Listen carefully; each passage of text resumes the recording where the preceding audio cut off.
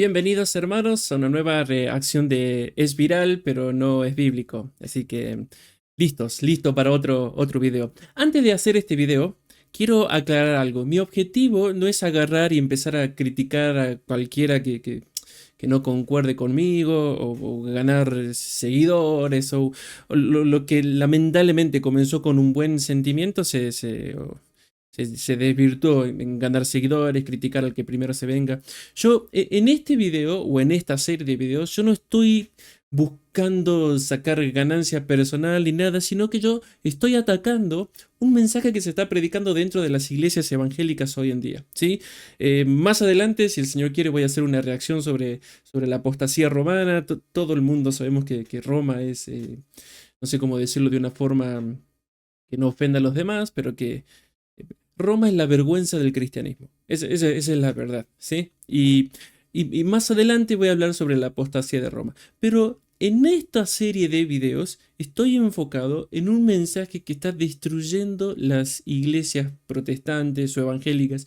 No importa la tradición, no importa si es reformado, no importa si es bautista, si es anglicano, si es metodista, si es, no sé, lo que sea, pentecostal, no importa. Yo estoy atacando un mensaje. Por eso en esta serie de videos van a ver que el rango pasa desde los reformados hasta los bautistas, hasta pentecostales, hasta maestros que claramente sabemos que son falsos maestros, como Dante Gebel, y después nos van a sorprender pastores que nosotros pensamos, bueno, son de sana doctrina, no puede decir lo que acaba de decir. ¿Por qué? Porque lo vuelvo a repetir, yo estoy atacando un mensaje, no la persona y no la tradición en sí. Así que, habiendo dicho esto, pasamos al video. Hoy voy a reaccionar a un video, a un extracto de una predicación de un pastor que se llama Alistair Beck. Creo que hace poquito se retiró o está a punto de retirarse del pastorado. Él es de la tradición reformada. Este, pero lo que dice en este extracto que pasaron de su predicación, que se hizo muy viral, es lo peligroso. Así que ahora vamos a reaccionar para que vean que lo vuelvo a repetir. No estoy atacando a él, no estoy atacando a la tradición reformada en sí, sino al mensaje que se está mandando dentro de todo lo que es el cristianismo, el protestantismo. Así que, bueno, aquí lo tenemos a Alistair Beck y, y va a hablar sobre el ladrón de la cruz. Así que veamos qué dice. Think about the thief on the cross. I can't wait to find that fellow one day to ask him. You've never been in a Bible study. Y aquí está el punto. Aquí está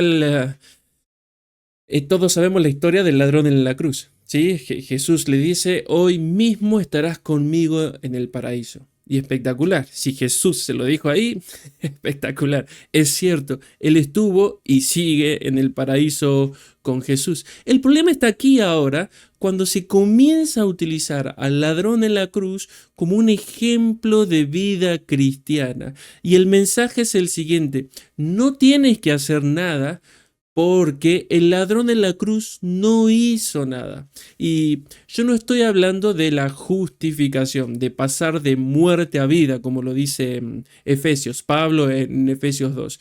Uno pasa de muerte a vida solo por gracia, solo por fe, ¿sí? El Señor es el que nos da vida. La causa instrumental de la fe, de la salvación, perdón, es la fe, solo por gracia, solo por fe, solo a Dios la gloria. El problema es que ese pasaje de Efesios no está hablando de nuestras obras después de la conversión. Es más, el versículo 10 lo enfatiza, fuiste salvo para obrar. Y el punto aquí, cuando usamos el ladrón de la cruz, es que lo usamos para hablar de la vida post-conversión. Cómo se llega al cielo está hablando aquí. En este video no está hablando de la justificación, sino de cómo se llega al cielo. Y ahí está el engaño y la confusión. Y bueno, acá le acaba de decir, no fuiste a un estudio bíblico, You never got baptized, nunca fuiste bautizado, and yet you made it. You made it. How did you make it? ven que está hablando del cielo, lo hiciste, lo lograste. ¿Cómo lo hiciste? Nunca fuiste a un estudio bíblico, nunca fuiste bautizado, ¿ves? No hiciste nada post conversión. Miren lo que sigue diciendo. That's what the angel must have said, you know, like, what are you doing here? Well, I don't know. What do you mean you don't know? Excuse me, let me get my supervisor. They go get the supervisor ranger. So, we're just a few questions for you. First of all, Miren esto, miren lo que les pregunta, miren el mensaje. Quiero que presten atención al mensaje que está detrás de esto, ¿no? are you clear on the doctrine of justification by faith? Guys said, I never heard of it in my life. And what about, let's just go to the doctrine of Scripture immediately. This guy's just staring. And eventually in frustration he says, on what basis are you here? And he said, the man on the middle cross said, I can come. Now, that is the only answer. Ahí está el punto. No sabes las doctrinas de la Biblia, no sabes la doctrina de la justificación por la fe, y cómo llegaste acá, entonces, y el hombre en el medio de la cruz me dijo que podía llegar. Y es cierto, esa es la única respuesta. Nuestra salvación es por gracia, comienza por gracia, se mantiene por gracia, y en el cielo, dice Pablo en Efesios 2, se va a glorificar las abundantes riquezas de la gracia de Jesús en su bondad para con nosotros. Pero que sea todo por gracia no quiere decir que después de nuestra conversión nuestras obras sean irrelevantes. ¿Por qué? Porque no nos ponemos a pensar en las implicaciones prácticas de estas afirmaciones. Por ejemplo, ¿cómo puede el pastor, no sé si él está predicando en su iglesia o si está predicando, está invitado, cómo puede el pastor, digamos que está invitado, cómo puede el pastor de esa iglesia local luego acercarse a una persona que estuvo faltando, que estuvo siendo negligente, y decirle, hermano, te veo faltando, tenés que ser fiel al Señor? ¿Qué le puede responder ese hermano después de escuchar este sermón? Bueno, pastor, pero a ver, sí, yo sé que me está costando, creo, pero bueno, o sea, no es por obras, ¿verdad? No es por obras. ¿Con qué autoridad uno puede decir, vamos, crezcan en la palabra, conozcan la Biblia, si al final no importa, si post-conversión, no importa, porque todo es por fe, por gracia, ¿verdad? Ahí está el punto. El ladrón de la cruz es un ejemplo de fe, es un ejemplo del perdón del Señor y de la efectividad del sacrificio y de todo lo que logra el Señor. Todo aquel que cree es salvo. Pero hay un pequeño problema con utilizar al ladrón de la cruz como ejemplo de vida cristiana. Y yo creo que no es muy difícil que nos demos cuenta. ¿Cuál es el problema? Que él estaba crucificado. No es que él no quería obedecer, es que él no podía obedecer. El punto acá es que utilizamos una situación específica, el tipo estaba crucificado y lo hacemos la regla, ¿ven? Él llegó al cielo y no fue a estudios, no sabía la Biblia, no sabía las doctrinas, no sabía nada, porque es por fe. Y eso es lo que está matando. Ese es el antinomianismo que se está metiendo a la iglesia usando pasajes bíblicos. Porque detrás de eso le estamos diciendo a nuestros hermanos, a la iglesia, nuestras obras son irrelevantes, nuestras obras no importan. Jesús murió para que te vayas al cielo. Punto. ¿Qué hacemos con Efesios 2? Donde literalmente dice que murió para que vivamos y andemos en buenas obras. ¿Qué hacemos con eso? Bueno, pero el punto es que sos justificado no por obras. Y es cierto, pero aquí el video está hablando de cómo llegaste al cielo, ¿sí? Las obras, hermanos, no contradicen la gracia. Nuestras obras después de la conversión magnifican la gracia. Nuestras obras después de la conversión muestran cuán poderoso es el Señor, porque la gracia no solo es el regalo del perdón, sino es lo que nos capacita para obedecer, para perseverar, para vencer. Entonces, cuando lleguemos al cielo, vamos a decir, sí, todo fue por gracia. Entonces, eso es lo que dice este pastor. ¿Todo es por gracia? El hombre en el medio de la cruz me dijo que podía entrar. Sí, todo es por gracia. Y nuestras obras van a glorificar su gracia. Pero eso no quiere decir que no tengamos que obedecer. It's the only answer. And if I don't preach the gospel to myself all day and every day, then I will find myself beginning to trust myself, trust my experience, which is part of my fallenness. Ahí está el problema. Tenemos que predicarnos el Evangelio todo el tiempo, claro, pero todo el Evangelio, no solo la parte de que Él me perdonó, me perdonó, me perdonó, me perdonó. Genial, Él me perdonó, pero el objetivo final de la obra de la cruz no es una licencia para vivir en descuido diciendo Él me perdonó, Él me perdonó, la salvación no se pierde, igual voy al cielo. No. Este no es el objetivo. El objetivo es que volvamos a la fidelidad a Jesús. Entonces sí, me debo predicar el Evangelio todo el tiempo. Si fallo, claro, Él me perdonó en la cruz. Pero ante los problemas y las luchas, claro, la cruz, me predico el Evangelio completo. Ahora tengo su vida, ahora tengo su poder, ahora puedo obedecer porque Él me dio todo para que yo pueda obedecer. ¿Me explico? Este es el problema con utilizar el ladrón en la cruz, ¿sí? Miren, lo vimos en el video pasado, pero la fe que salva es una fe obediente, hermanos. Por cuanto Abraham, dice la Biblia, vida plena, tenía una fe en Dios que se expresaba en obediencia, se le declara como magno ejemplo de la verdadera fe salvadora. Cualquier clase de fe que no implique obediencia a Él como Señor no es la clase de fe que Abraham tenía. Y en consecuencia, no es la verdadera fe salvadora. Está súper claro.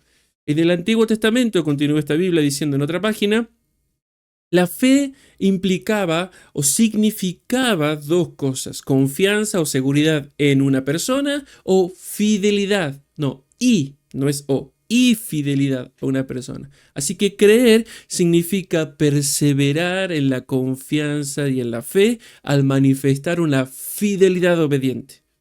Su corazón se volvió a Dios en confianza, obediencia y sumisión constante. Por eso Abraham es el padre de la fe. Ahora alguien puede decir, bueno, pero el ladrón de la cruz tuvo fe, por supuesto que sí. ¿Tuvo fe salvadora? Por supuesto que sí. Pero él no hizo nada, no porque no quería, no porque lo único importante era creer y ya está.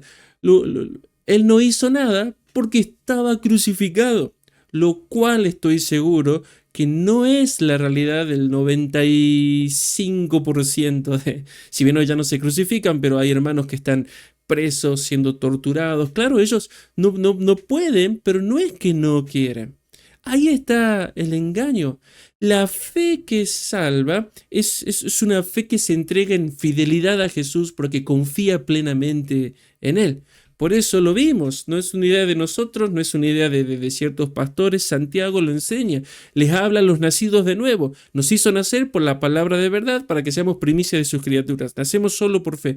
Sin embargo, versículos más adelante, versículo 22 del capítulo 1, dice, sed hacedores de las palabras, no solamente oidores, engañándonos a vosotros mismos. Hermanos, dice en el capítulo 2, ¿de qué aprovechará si alguno tiene fe y no tiene obras? ¿Podrá la fe salvarle? O sea, es muy clara la enseñanza bíblica. La fe que salva obedece. Entonces, si alguien dice, pero el ladrón de la cruz no hizo nada, no fue por desobediencia, no fue por negligencia, no fue porque en la cruz Jesús le dijo, tranquilo, solo tienes que creer que yo soy el Mesías. No, él estaba crucificado. El ladrón de la cruz es un ejemplo de fe, pero no es un ejemplo de vida cristiana, porque no pudo vivir la vida cristiana. Por eso, uno de los objetivos de la salvación son las buenas obras. Eso está en Efesios 2, porque por gracia sois salvos por medio de la fe, y esto no de vosotros, pues es don de Dios. No por obras, para que nadie se gloríe. Y en ese contexto, ser salvo habla al principio habla de pasar de muerte a vida, por gracia sois salvos, luego dice que nos sentó en los lugares, hay una realidad espiritual que afecta a nuestro diario vivir, y todo eso es por gracia.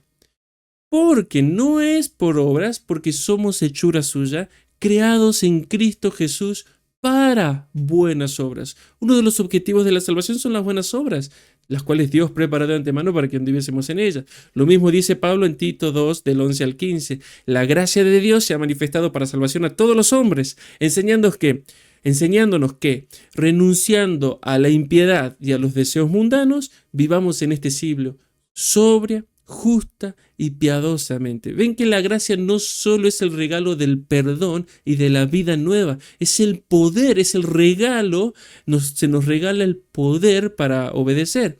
Y de esa forma, viviendo en este siglo sobria, justa y piadosamente, aguardamos la esperanza bienaventurada y la manifestación gloriosa de nuestro Dios y Salvador Jesucristo, quien se dio a sí mismo por nosotros para redimirnos de toda iniquidad, ahí está claro, y purificar para sí un pueblo propio, celoso de buenas obras. Claramente lo dice, se dio a sí mismo para purificarnos, perdonarnos, limpiarnos, darnos vida, pero formar un pueblo celoso de buenas obras. Esto habla y esto exhorta y reprende con toda autoridad y nadie te menosprecie. Romanos 1:5 dice que ellos recibieron la gracia y el apostolado para la obediencia a la fe en todas las naciones. O sea, cuando ellos iban a predicar el evangelio, predicaban a Cristo Jesús como Señor y a nosotros como sus siervos y que ya no vivimos más para nosotros. Ellos predicaban, vuélvanse a la obediencia al Mesías.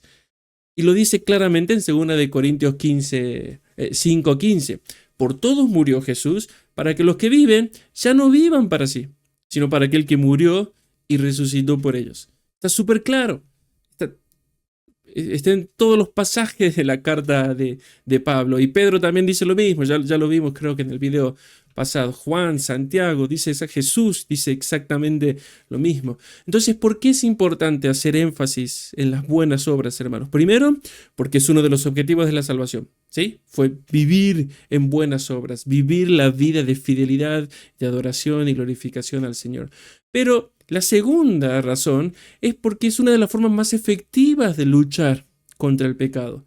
Esto es lo que enseña Pedro en 1 de Pedro 2, versículos 11 y 12. Dice, amados, yo les ruego como extranjeros y peregrinos que se abstengan de los deseos carnales que batallan contra el alma, manteniendo buena vuestra manera de vivir entre los gentiles. Luchamos contra el mundo siendo fieles en nuestra manera de vivir, para que lo que murmuran de vosotros como de malhechores glorifiquen a Dios en el día de la visitación, al considerar, en lugar de decir manera de vivir, dice buenas obras.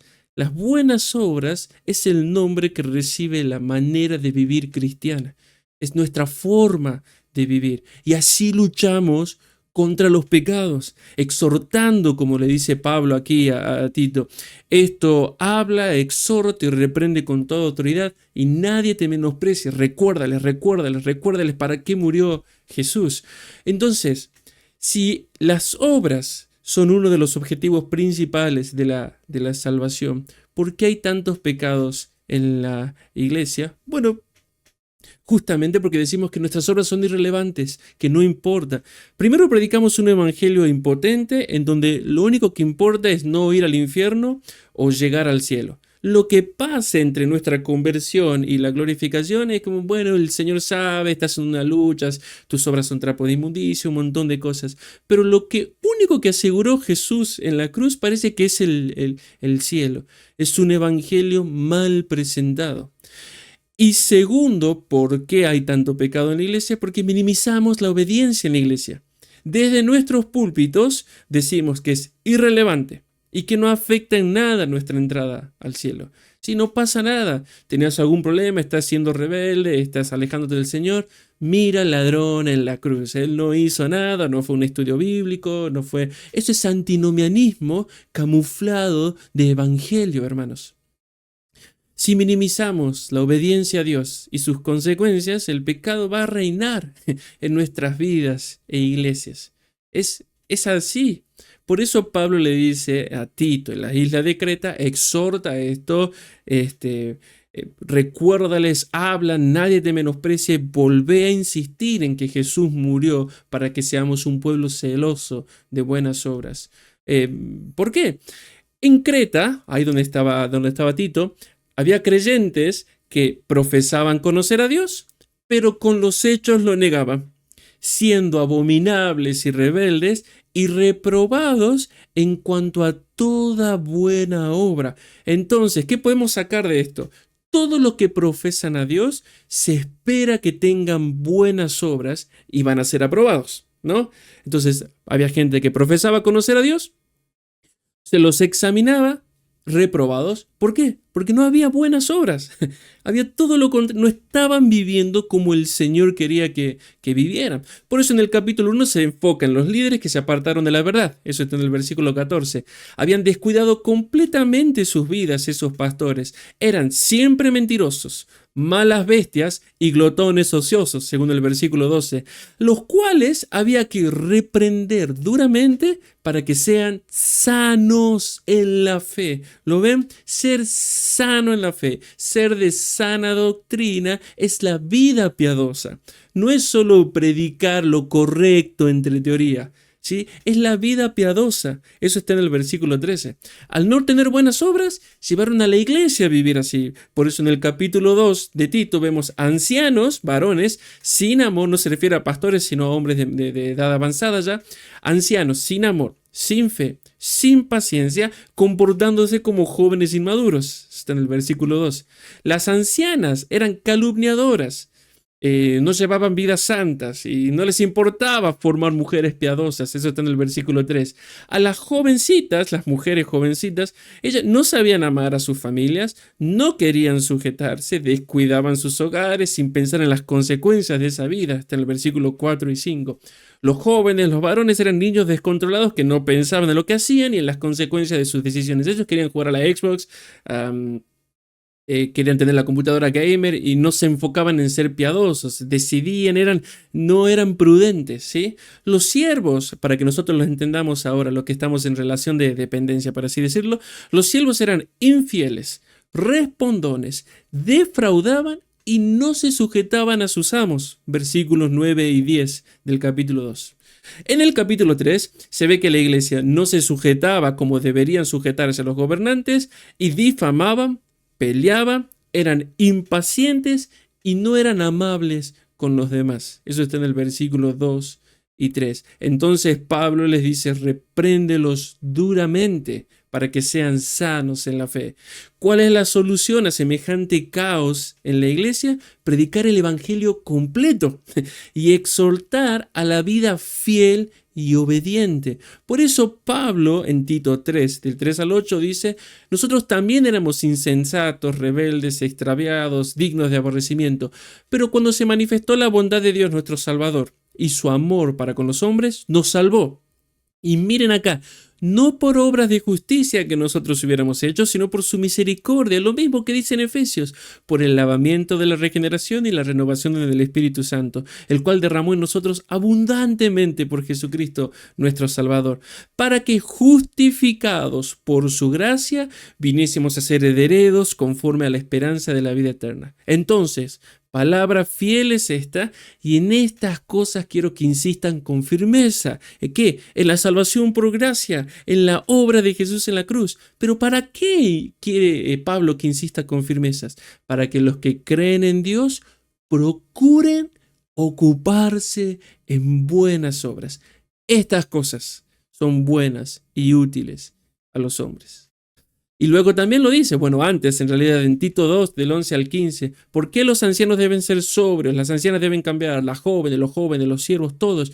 Porque la gracia de Dios se manifestó para salvación a todos los hombres. Y la gracia nos enseña, nos capacita, nos da los recursos, nos empodera para que renunciemos a la impiedad y a los deseos mundanos y vivamos en este siglo sobria, justa y piadosamente. Lo acabamos de leer. Y así aguardamos el regreso del Señor, porque Él murió para purificar para sí un pueblo propio, celoso de buenas obras.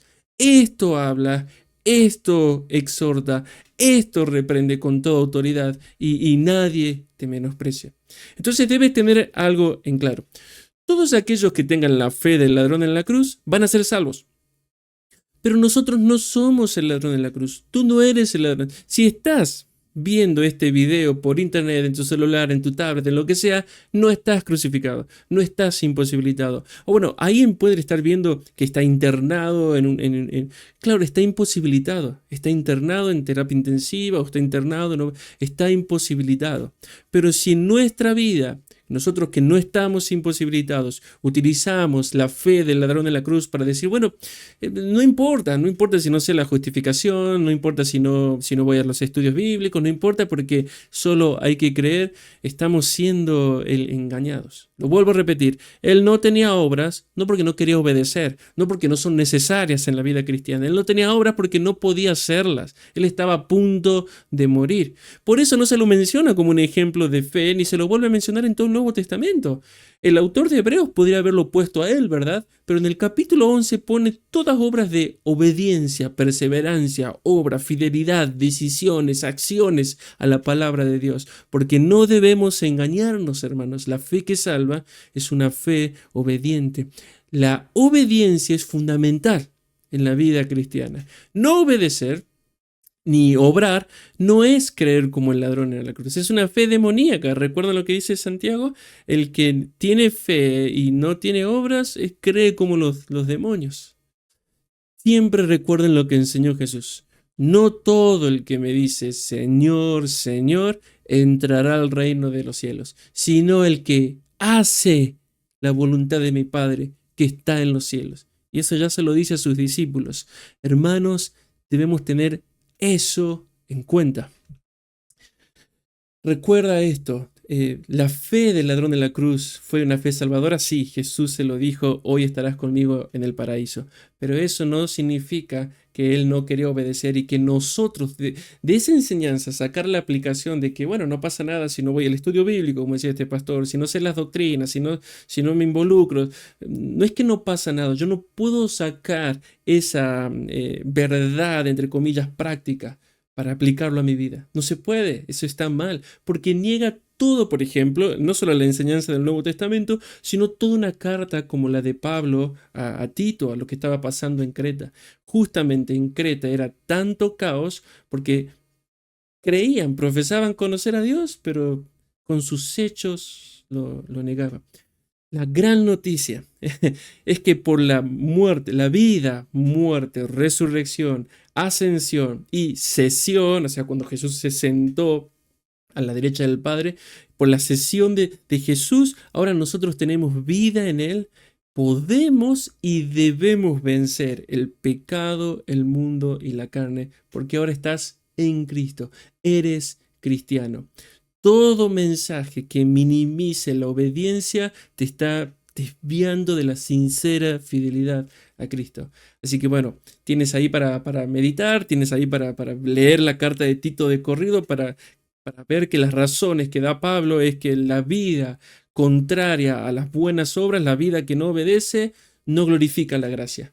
Todo lo contrario, la vergüenza la gracia. ¿Sí? Así que, hermanos, que el Señor nos guíe a eso, a una vida fiel para Él. ¿Sí?